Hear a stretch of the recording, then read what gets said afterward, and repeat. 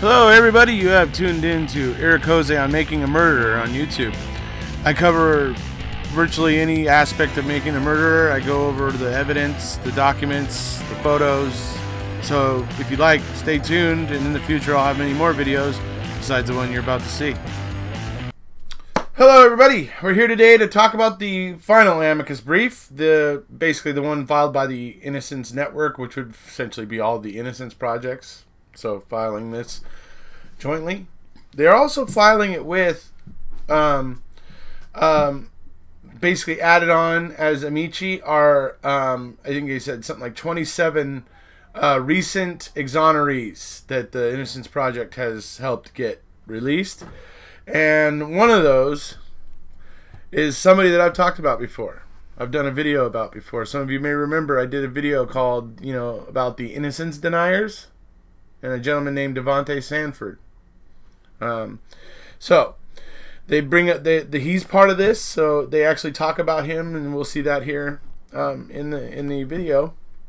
But the other thing that was interesting here, folks, is you all know how much of a problem I have with the Seventh Circuit Court because of the way that they chose to represent the control question, and they straight up lied and said that it is something that it isn't. Now, I'm not going to go into the control question here today, folks. I know you've heard me talk a lot about it, so I'm not going into that today. But here's another thing in here where the Innocence Project talks about the math that the Seventh Circuit was doing when it was trying to determine the ratio of false confessions and stuff like that. And they basically point out very obviously here how the Seventh Circuit was basically doctoring the factors. They were playing around with the factors in the equation to figure out the ratio. So so you'll see that where they call that out right here. Here's the thing, folks. We know that they're misrepresenting the control question. So are we to believe that these judges don't have a basic fundamental understanding of the English language? Okay, because they're judges. Okay, they've gone to a lot of school. Trust me, loads of it, and I'm sure literature and English classes were, on the study course, or part of the path to becoming a lawyer, right? Okay, then you have what the Innocence Project's bringing up here today. And the fact that the Seventh Circuit Court was pretty much purposefully doctoring the numbers to make it seem like false confessions were not nearly as much of a problem as they really are. So you'll see that where the Innocence Project criticizes the way that the Seventh Circuit did their math. Now, here's the thing: why is the Seventh Circuit, who are judges, supposed to be completely above and separated from like these lower state courts and things like that or whatever? Why are they now caught twice in their decision not being completely truthful or misrepresenting things purposefully, it would seem? Why would the Seventh Circuit judges, majority judges, be doing that? I mean, it's just a question, obviously. But think about it. Why would they be doing that? They're judges. It doesn't make sense that they would need to be in any way dishonest or try to to try to fiddle with the facts or fiddle with the factors or like I say, deliberately misinterpret the English language. So yeah. The question is, why would they do those things? So, just a question, but here we go. We'll move on into it, what the Innocence Project has to say. Here we go. In the proceedings below, the Seventh Circuit acknowledged that these studies might suggest an epidemic of false confessions when even one is very troubling. Yet the court concluded that the incidence rate of false confessions is essentially zero. It did so based on its own calculation of the number of exonerees who falsely confessed as compared to the number of violent felons who pleaded guilty. A proxy, the court believed, for the number of all confessions. The court's math is flat wrong and badly misleading. As Judge Robner explained in dissent, defendants plead guilty in all manner of situations. often without being subject to coercive interrogation at all. By sweeping in all guilty pleas, even the cases without police interrogation, the court distorted how often police interrogation compels false confessions. Further, the court compared apples to oranges. In its numerator, the court counted only proven false confessions by exonerees. Exonerations having come predominantly in cases of rape or murder, just 2% of the felonies, and yet in the denominator the court included guilty pleas across all violent felonies. The numerator and denominator must be comparable, and of course the court included in its numerator only those false confessions who have been exonerated to date. The universe of people who falsely confess is undoubtedly larger than the subset of people who have confessed and then been fortunate enough to have been exonerated by objective, irrefutable evidence. There is every reason to believe the number of known false confessors will continue to mushroom. As the number of exonerations has swelled over the recent years, so too has the number of proven false confessions. In short, the empirical evidence of false confessions remains frightening, despite the Seventh Circuit Court's efforts to fiddle with the math. All right, so did you guys follow what the Innocence Project was saying there? I know not everybody's very good at math, but what they were getting at right there is the Seventh Circuit Court, when it was doing its math to determine basically the ratio or how often false confessions happen. Okay, so it was taking the number of known false confessions, all right, from the registry, the National Registry or whatever. So it's taking that number, and then to determine how many confessions are false out of any number of confessions, how many of them are false, right? That's what they're trying to figure out. Or let me put it another way. That's what the Seventh Circuit Court says they're trying to figure out. But when you find out how many cases they included into the denominator, or the basically the amount of cases that they included as cases involving confessions, you find out that they included a whole bunch of cases that never had a confession involved at all. Never. So by adding those cases on to determine total confessions, how many of those are false, you can't add cases that don't have a confession involved. You're playing with the numbers. You're doctoring the numbers. You are deliberately trying to mislead. Okay, so that's what they're saying here, and that's what happened. And then it's going further to say that even and for the Seventh Circuit Court to not realize that number for the established exonerations, known exonerations to date that have been proven. The Innocence Project is talking about in the last few years that the amount of exonerations has been ballooning. It's been getting more and more. There's been more and more exonerations. So the number of false confessions given, that number is going to continue to mushroom, as they put it. Okay? So that number is going to grow. Okay? It's only going to grow because that's what's been happening for the last several years. That number has just been, as they put it, mushrooming. Think about what a mushroom's shaped like, folks. Right? Okay. So, they're basically saying that the Seventh Circuit majority here basically deliberately doctored the math to make false confessions seem less prevalent than they actually are. Yeah. So like I said, they're misrepresenting once again, this time with the math of the false confessions. So and you all know how I feel about their interpretation of the English language in regards to the control question. So, all right. Having said that, now we'll move into the next bit. The evidence of false confessions by individuals with intellectual disability is more overwhelming still. Among exonerations tracked by the National Registry of Exonerations, a full 70% of exonerees with mental illness or intellectual disability falsely confessed.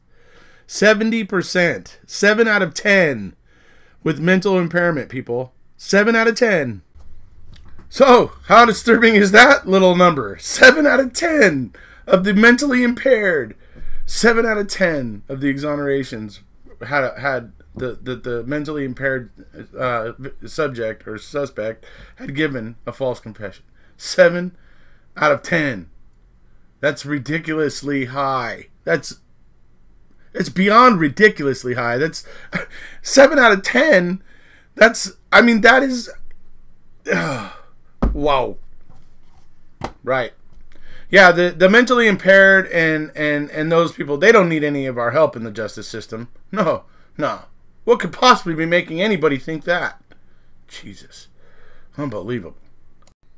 All right. This is a case I actually have done a video about and covered in the past. I'll leave a link down below in the information.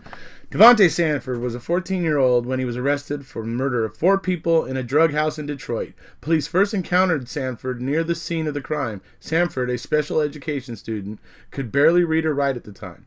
Sanford told police that he did not want to help with the investigation, but when police learned Sanford was related to a former Detroit homicide detective, they called Sanford's relative, and he urged him to cooperate with the officers.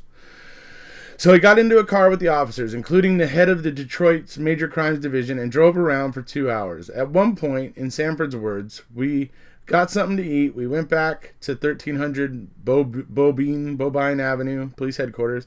They let me get on the computer. They were friendly. It wasn't hostile at all." Sanford then gave a statement that he and other friends met at a restaurant, planned to rob the house where the murders occurred, and passed out guns. When they approached the house, Sanford said he asked to get out of the car and walked home while his 3 friends went to the house. After the officers left, Sanford spent the night sleeping on the couch at the police station. Officers took Sanford home the next day. Then they investigated his story and found it made no sense. The restaurant had been closed for months. Sanford's description of his friends did not match the description by witnesses, and Sanford's description of the gun caliber was wrong. Officers returned to Sanford's house. They told his mother, "We think your son knows something. We think your son's lying. He needs to tell us the truth." They told Sanford they needed to take him in for questioning, but assured him that he would be home in time for school the following day. When Sanford got in the car with the officers, that's when stuff started to change with the questioning. The officer told him, "We found blood on your shoes." When Sanford denied that, the officer assured him that blood had been found on his shoes and had been tested already. At police headquarters, one officer showed Sanford pictures of the victims' dead bodies, and another officer then drew a diagram of the house, telling Sanford that he could go home if he identified where the dead bodies were found. In Sanford's words, "They had already showed me pictures before, so I'm thinking, like, I know from the pictures where they were all at. Maybe if I do this, I'll go home." Sanford confessed. This time, he said he committed the murders himself. He changed the locations where he claimed to have met friends. Now Sanford said they met at a park, not in a restaurant, and Sanford's description of the guns now matched those used in the killings. Officers next took Sanford to make a videotaped statement, still assuring him that he would be going home. Once he gave the statement police wanted, Sanford was arrested, booked, and sent to juvenile detention. About his confession, Sanford later said, "I wanted everything to be right because if it wasn't right, he wasn't going to believe me and he would keep me there longer. I really wanted to go home." Within weeks, Sanford recanted, saying he made up the story and police had provided him the details of the crime. But after the videotape was played at his trial, Sanford pleaded guilty to second-degree murder on the advice of his lawyer. The lawyer never moved to suppress Sanford's confession. Just 2 weeks after sentencing, a professional hitman was arrested and told police that he and a single adult accomplice were responsible for the killings. After a reinvestigation by Michigan State Police, the state prosecutor moved to dismiss all charges against Sanford, and a state court vacated his conviction and ordered his release. Sanford served 9 years in prison. Okay, so that's the story of Davonte Sanford. Well, it's kind of the story. It's part of the story. What that doesn't tell you, and what the video I'll leave in the information below will tell you, is 9 days after Davonte Sanford was convicted, that hitman came forward and took responsibility for not only the 4 deaths that had been pinned on Davonte Sanford, but an additional 8. Okay? He told them where the gun was that matched all the forensics of the crime scene. I mean, this guy gave them all kinds of evidence where to find everything that was involved with the hitman did. He gave the police this information, where to find all this stuff, all corroborating the fact that he did it. Okay? Then you have this mentally challenged Devontae Sanford, okay, who clearly that interrogation was not following the Supreme Court's precedent, obviously. And they get that wonky confession. And then a hitman comes along who's leading them right to the murder weapon and he's giving them clues, or giving them, telling them things about the crime that nobody could know, basically proving it was him. The DA in the case drug her feet. She drug her feet on it. She basically told the hitman, nope, you didn't do those four. That wasn't you. Even though, like I said, he led them to all this evidence, right? She basically said, no, you didn't do those four. That was Devontae Sanford. To this day, that DA still thinks that Devontae Sanford is guilty. She still thinks that. If it wasn't for the Michigan, basically the DOJ, basically Michigan's own DOJ and whatever getting involved with this, Devontae Sanford would still be in jail because the DA that prosecuted him's pride was too fragile for her to realize that she had, garnered a wrongful conviction. She was so dead set to save her pride that she would not correct this misjustice. Sad. This is one thing that people out there say, oh yeah, what do you expect? Everybody planted all this evidence against Stephen Avery. You think everybody was in on it? No, not everybody has to be in on it. Look at the way the system works, moron. You look at the way the system works. It backs each other up. They don't even ask questions to find out whether or not they should be backing each other up. They just do it. It's automatic. They don't think about it. And when there's no thought, then of course you're not going to find the problems like this that are occurring. If you're just blindly marching forward without asking questions, you're never going to find this stuff. Okay? So, this Devontae Sanford thing really bugs the hell out of me, because that particular DA who could have owned her stuff 9 days after the conviction and could have made that much less problematic, a lot less costly for the state, but she decided her pride was more important. Okay? Devontae Sanford ended up getting a $450,000 settlement when he was exonerated. Imagine how much less than $450,000 it would have been if stupid Miss DA could have gotten over her pride 9 days after the conviction. How much less would Devontae Sanford have deserved? And trust me, Michigan's not exactly a state that's flush with money right now, because they got lots of problems with crime there. I'm sure they didn't need to be paying out $450,000 right now, or at the time. Not that Devontae Sanford doesn't deserve it. He does. I'm just saying that these kind of prosecutors, these kind of DAs, like the lady that prosecuted Devontae Sanford, they are a cancer on our criminal justice system. So, I'm going to go ahead and get off my soapbox now, folks. Sorry. And if you haven't already, please hit subscribe.